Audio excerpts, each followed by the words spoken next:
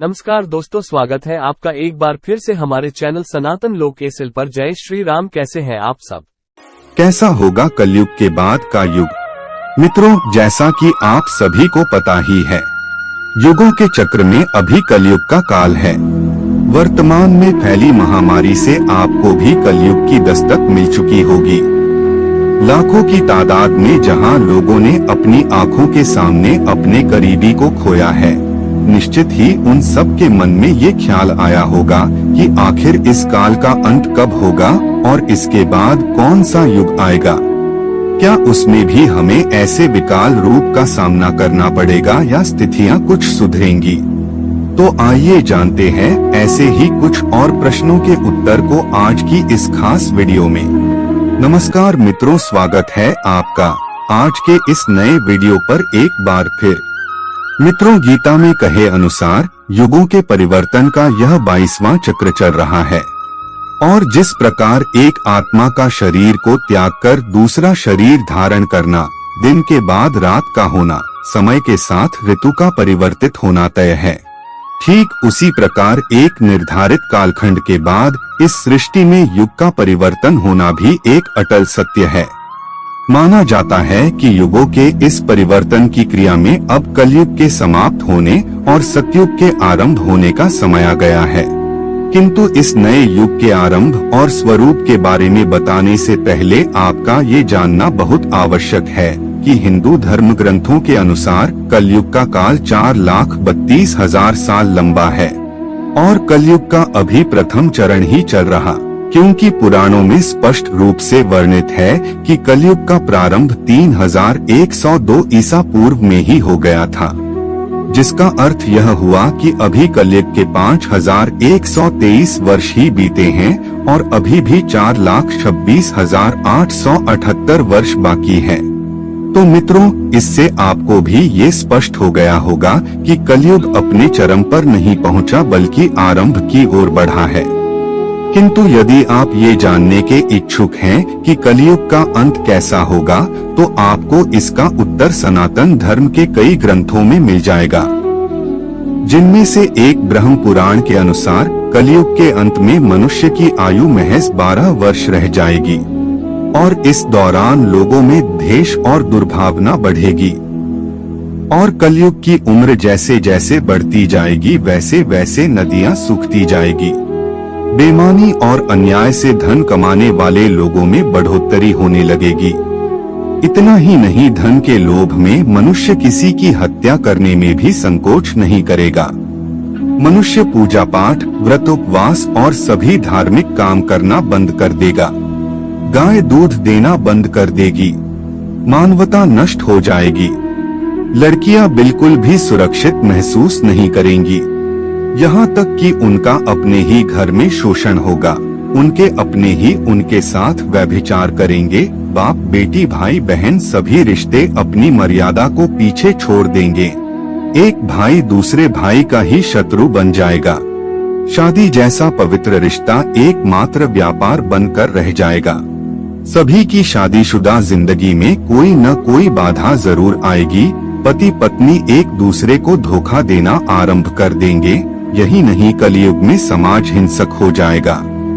जो लोग बलवान होंगे, चारों तरफ सिर्फ उनका ही बोलबाला होगा और जब प्रकोप अपनी चरम सीमा पर होगा, तब भगवान विष्णु कल की अवतार लेंगे और पृथ्वी से समस्त अधर्मियों का नाश करेंगे। कल की अवतार से जुड़ा एक संदर्भ महाभारत के एक अध्याय में भी मिलता है, जिसमें भगवान श्री कृष्ण ने कलयुग के अंत और अपने कल की अवतार के बारे में बताया है, जिसमें श्री कृष्ण कहते हैं, कलयुग के अंत के समय बड़े बड़े भयंकर युद्ध होंगे। भारी वर्षा, प्रचंड आंधी और जोरों की गर्मी पड़ेगी। लोग खेती काट लेंगे, कपड़े चुरा लेंगे, पानी पीने का सामान और पेटियां भी चुरा ले जाएंगे। चोर अपने ही जैसे चोरों की संपत्ति चुराने लगेंगे। हत्यारों की भी हत्या होने लगेगी। चोरों से चोरों का नाश हो जाने के कारण जनता का कल्याण होगा। युगांत काल में मनुष्यों की आयु अधिक से अधिक 12 वर्ष की होगी। लोग दुर्बल, क्रोध, लोभ तथा बुढ़ापे और शोक से ग्रस्त होंगे। उस समय रोगों के कारण इंद्रियां क्षीण हो जाएंगी। और जब कलयुग में पाप अपने चरम पर पहुंच जाएगा और पृथ्वी लोक से धर्म पूरी तरह से समाप्त होने लगेगा, तब मैं कल के रूप में अवतरित होकर इस धरा को पापों से मुक्त करूंगा और उसके बाद जो नया युग आएगा वह सतयुग कहलाएगा। अर्थात सृष्टि युग परिवर्तन का 22वां चक्र पूर्ण करके 23वें चक्र में प्रवेश करेगी। मित्रों, वही दूसरी तरफ शिव पुराण कलयुग के आरंभ के कुछ संकेतों को बताता है, जिससे आप यह अनुमान लगा सकते हैं कि अब कलयुग का आरंभ हो चुका है। जो यह कहता है कि घोर कलयुग आने पर मनुष्य पुण्य कर्म करना छोड़ दुराचार में फंस जाएगा, सत्य से मुंह फेर लेगा, दूसरों की निंदा में तत्पर हो जाएगा, दूसरे के धन को हड़प लेने की इच्छा मनुष्य के मन में घर कर जाएगी।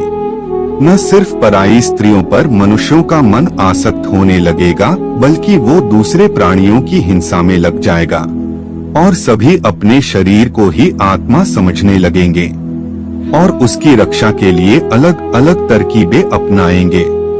देखा जाए तो यह एक ऐसा युग होगा जिसमें मनुष्य गूढ़, नास्तिक और पशु बुद्धि वाले बन जाएंगे। संतान माता पिता से द्वेष रखेंगे, ब्राह्मण वेद बेचकर जीविका चलाएंगे, धन का उपार्जन करने के लिए ही विद्या का अभ्यास करेंगे और अधिकतम समय मद में मोहित रहेंगे। अपनी जाति के कर्म को छोड़ दूसरों को ठगेंगे और तीनों काल की संध्योपासना से दूर रहेंगे। क्षत्रिय के संदर्भ में तो यह तक कहा गया है कि वह स्वधर्म का त्याग कर देंगे और उनमें शौर्य का अभाव होने लगेगा। वे कुत्सित चोरी चकारी कर अपना पालन पोषण आरंभ कर देंगे। वो अपना कर्म धर्म छोड़कर उज्ज्वल वेशभूषा से विभूषित होकर व्यर्थ ही घूमेंगे और स्वन्य को कुलीन उच्च जाति का जानकर चारों वर्गों ब्राह्मण वैश्य शूद्र दलित के साथ वैवाहिक संबंध स्थापित कर सभी वर्गों को अपने संपर्क से भ्रष्ट करेंगे। इतना ही नहीं, कलयुग की स्त्रियां प्रायः सदाचार से भ्रष्ट और पति का अपमान करने वाली होगी।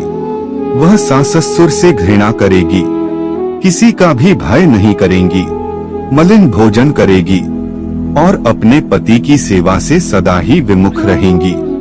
मित्रों, ध्यान दे तो शिव पुराण में वर्णित ये सारी बातें आज की स्थिति को देखकर सच लगती है, जबकि कलयुग ने तो अभी मात्र 5000 साल ही पूरे किए हैं और इसे समाप्त होने में अभी भी लाखों वर्ष बाकी है। तो जरा सोचिए, कल युग जब अपने चरम पर होगा तो उस समय क्या होगा। मित्रों, अब आते हैं आज की वीडियो के मुख्य विषय अर्थात सतयुग के वास्तविक स्वरूप की। तो मित्रों, आपको बता दें, पुराणों में वर्णित है कि सतयुग की अवधि 17,28,000 वर्ष होगी और इस युग में मनुष्यों की आयु 4000 से 10,000 वर्ष हो जाएगी। पृथ्वी लोक पर एक बार फिर धर्म का बोल बाला होगा। मनुष्य भौतिक सुख की जगह मानसिक सुखों पर बल देगा।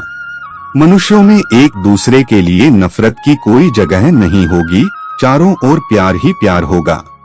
मानवता की पुनः स्थापना होगी और मनुष्यों को परम ज्ञान की प्राप्ति होगी। लोग पूजन कर्मकांड में विश्वास करेंगे। साथ ही सतयुग में मनुष्य अपने तपोबल से भगवान से बात कर सकेगा। इस युग में लोगों को अपने शरीर पर पूर्ण नियंत्रण होगा और मात्र आत्मा के परमात्मा से मिलन से सभी सुखी होगा। अर्थात सतयुग को इस सृष्टि का स्वर्ण युग कहा जाएगा। लेकिन मित्रों, सतयुग आने में अभी काफी लंबा समय है, किंतु हम अपने कर्मों से कलयुग के स्वरूप को भी सतयुग बना सकते हैं, क्योंकि धर्म ग्रंथ भी कहते हैं कि कलयुग में भी जो लोग धर्म और कर्म पर विश्वास करेंगे उन्हें सतयुग की तरह ही सुख की प्राप्ति होगी। यदि आप भी इस घोर कलयुग में सतयुग का सुख पाना चाहते हैं तो अपने कर्मों पर ध्यान दीजिए और उस हर एक कर्म को सुधारिए जो आपको पाप का भागीदार बना सकता है। तो मित्रों, उम्मीद करते हैं आपको हमारी आज की ये वीडियो पसंद आई होगी। यदि हाँ तो नीचे कमेंट करके जरूर बताएं और ऐसी ही और भी आध्यात्मिक और धार्मिक जानकारी के लिए हमारे YouTube चैनल को सब्सक्राइब करना मत भूलिएगा। धन्यवाद। तो दर्शकों, उम्मीद करता हूं कि आपको हमारी ये वीडियो पसंद आई होगी, और पसंद आई हो तो ज्यादा से ज्यादा लाइक और शेयर करें। साथ ही ऐसे ही और धार्मिक कथाओं के लिए सनातन लोक एसएल अभी सब्सक्राइब कर लें। आज के लिए इतना ही। आपका बहुत बहुत धन्यवाद।